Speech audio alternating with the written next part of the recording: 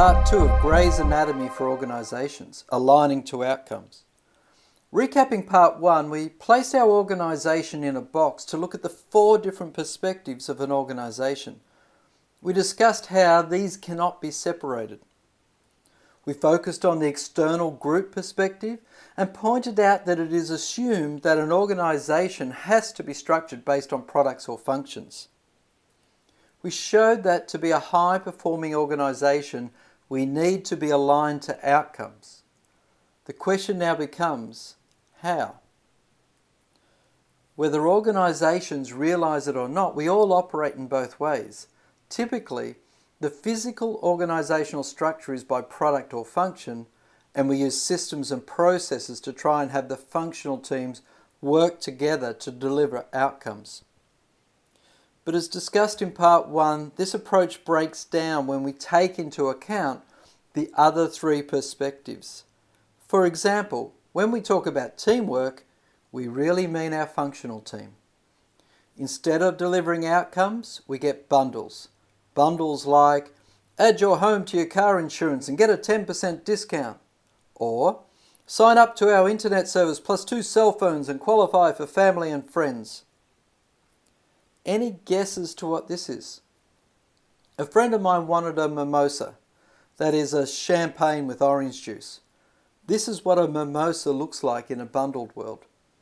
The server was following the rules. They sell champagne, they sell orange juice, just not together. But rules don't work.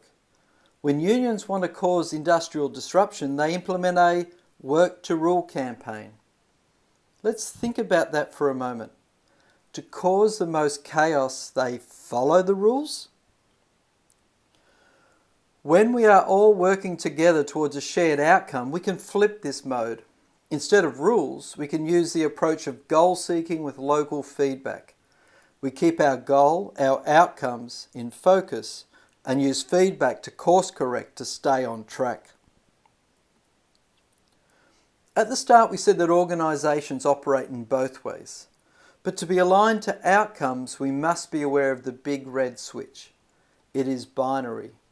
Our mission statement, measurements, manifestations and management model must be aligned to outcomes. Our mission statement is what we are doing for our customers. It is the outcomes we are delivering. This is the why in Simon Sinek's Start With Why. Disney's mission statement is to be the world's leading producers and providers of entertainment and information. But what does this mean for the people who work at Disney World? Therefore, Disney has a series of nested mission statements. For their theme park people, we provide happiness by providing the finest in entertainment for people of all ages everywhere. Measurements must be focused on the delivery of outcomes.